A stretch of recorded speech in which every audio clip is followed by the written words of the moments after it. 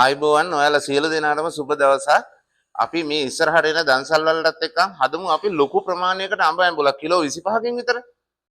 ඉතින් අපි මේ වගේ ලොකු හට්ටියක් ලිපේ තියලා ඒකට අපි පොල් තෙල් බෝතල් කාලකට පොඩ්ඩක් වැඩියෙන් දාලා තියෙනවා. ඊට පස්සේ අපි මේකට 3-5 අමු 3-5 ග්‍රෑම් 250ක් විතර මේකට දාලා ඒ ටික පොඩ්ඩක් ෆ්‍රයිඩ් කරගන්න ඕනි. ඊළඟට මිරිස් කුඩු තමයි අපිට එකතු කරගන්න තියෙන්නේ. මිරිස් කුඩු අපි සාමාන්‍යයෙන් මේ තේ හැන්දෙන් මේස හැන්දෙන් කියන්න අමාරුයි. අපි සාමාන්‍යයෙන් මේකට ග්‍රෑම් 500ක් විතර මෙන්න මේ විදිහට දා ගන්නවා.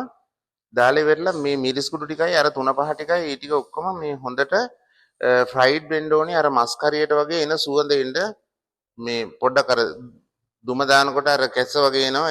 ඒක කරන්න දෙයක් නැහැ. ඉතින් එහෙම තමයි සැර. ඊට පස්සේ මේකට අපි සීනි දාලා සීනි ටිකක් චුට්ටක් කැරමල් වෙන්න වගේ දාන්න ඕනේ. මේකට සීනි ග්‍රෑම් සාමාන්‍යයෙන් 700ක් විතර දාන්න ඕනේ. අඹ කිලෝ 25ට. ඉතින් ඒක හරියටම මේ කියන්න අමාරුයි. ඔයගොල්ලෝ රස බලලා අඩුපාඩුවට පස්සේ පොඩ මිරිස් ටිකක් 3-5 ටිකක් කළු 3-5 ටිකක් එහෙම එකතු කරගත්තට ප්‍රශ්නයක් නැහැ.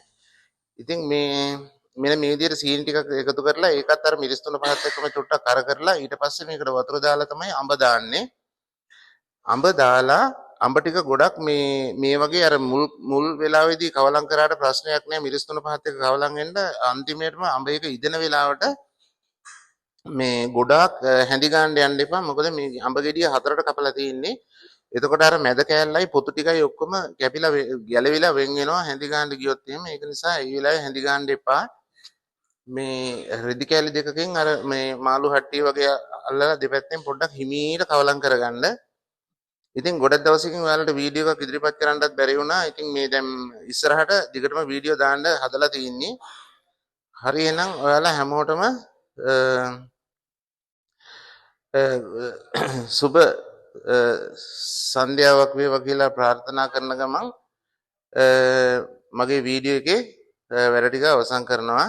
එහෙනම් ඔයාලා හැමෝටම සම්මා සම්බුදු සරණයි.